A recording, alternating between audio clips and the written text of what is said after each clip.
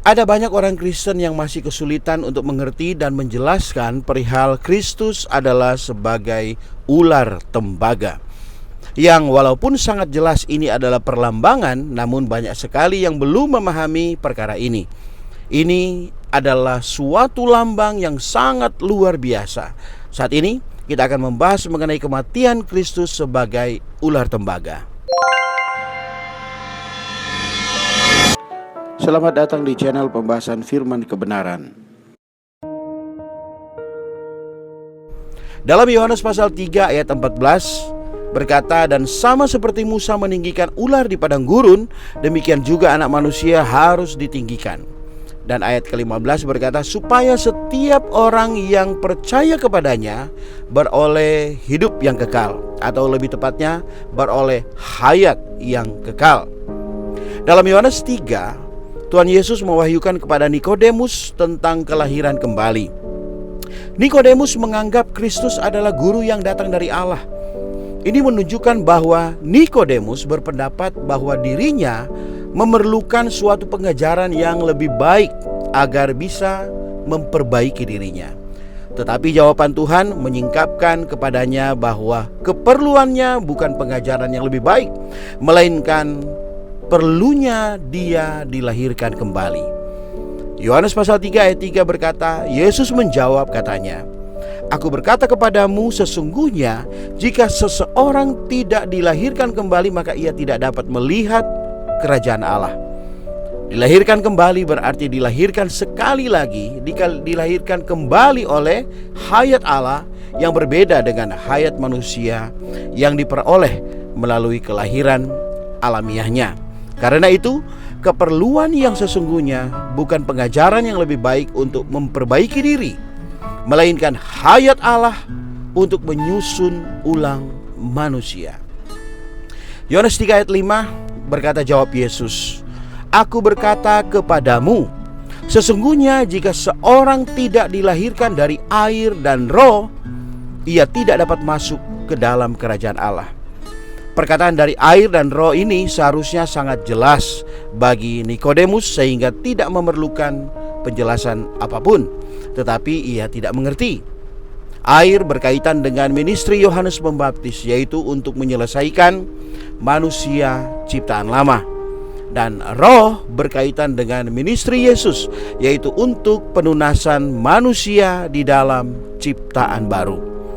Kelahiran kembali adalah penyelesaian manusia ciptaan lama dengan semua perbuatannya dan penunasan manusia di dalam ciptaan baru dengan hayat Allah. Kelahiran kembali di satu pihak membawa hayat ilahi dengan sifat ilahinya masuk ke dalam manusia. Di pihak lain membereskan sifat jahat iblis di dalam daging manusia. Dalam Kejadian pasal 3, iblis menjelma menjadi ular dan menyuntikkan sifatnya ke dalam daging manusia. Ketika orang-orang Israel berdosa melawan Allah, mereka dipagut ular. Allah menyuruh Musa mengangkat ular tembaga supaya siapa saja yang memandang kepada ular tembaga itu, maka ia akan hidup. Di dalam Bilangan pasal 21 ayat 9 berkata, "Lalu Musa membuat ular tembaga dan menaruhnya pada sebuah tiang. Maka jika seseorang dipagut ular dan ia memandang kepada ular tembaga itu, maka tetaplah ia hidup." Ini adalah suatu lambang. Dalam ayat ini Tuhan Yesus menerapkan lambang itu ke atas dirinya. Ini menunjukkan bahwa ia menjadi daging, adalah serupa dengan daging yang dikuasai oleh dosa karena dosa, seperti yang diwahyukan di dalam Roma pasal 8 ayat 3, yaitu serupa dengan bentuk ular, yaitu ular tembaga, mempunyai bentuk ular tetapi tanpa racun ular, ya namanya ular tembaga. Artinya Kristus serupa dengan daging yang dikuasai dosa karena dosa, tetapi ia sedikit pun tidak berbagian dan tidak berhubungan dengan dosa dari daging itu. Kemudian di dalam 2 Korintus pasal 5 ayat 21 berkata, "Dia yang tidak mengenal dosa telah dibuatnya menjadi dosa karena kita, supaya dalam Dia kita dibenarkan oleh Allah.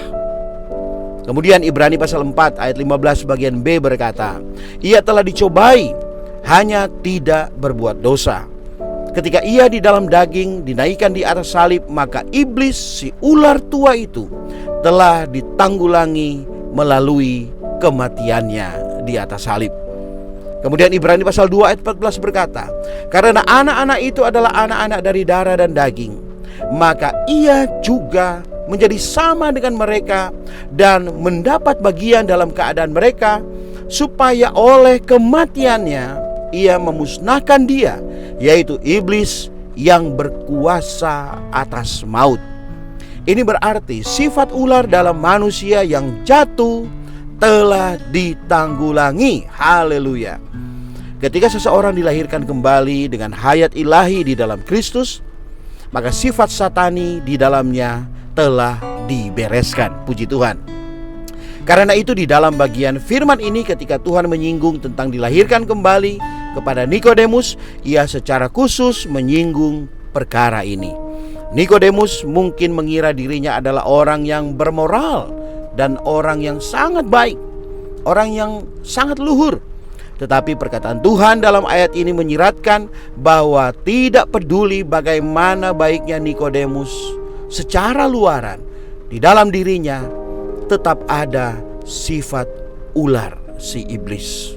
Sebagai keturunan Adam, dia telah diracuni oleh ular, yaitu ular tua itu, dan sifat ular ada di dalam dia.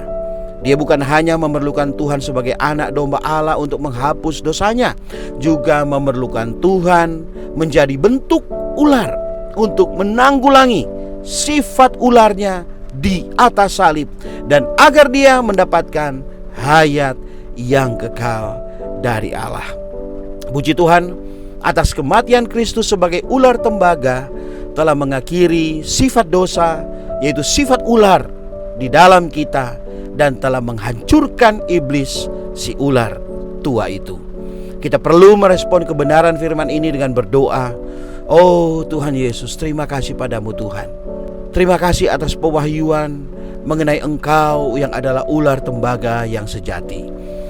Kematian-Mu telah membereskan racun ular, yaitu sifat dosa, sifat iblis di dalam kami, dan bahkan telah menghancurkan iblis, si ular tua itu. Supaya kami yang percaya di dalam Engkau mendapatkan hayat Allah, yaitu hayat yang kekal, dan kami dapat lahir kembali oleh hayat Allah. Terima kasih Tuhan, kami bersyukur kepadamu. Amin. And the truth shall set you free. Ini zaman pemulihan Tuhan. Tuhan Yesus memberkati. Amin.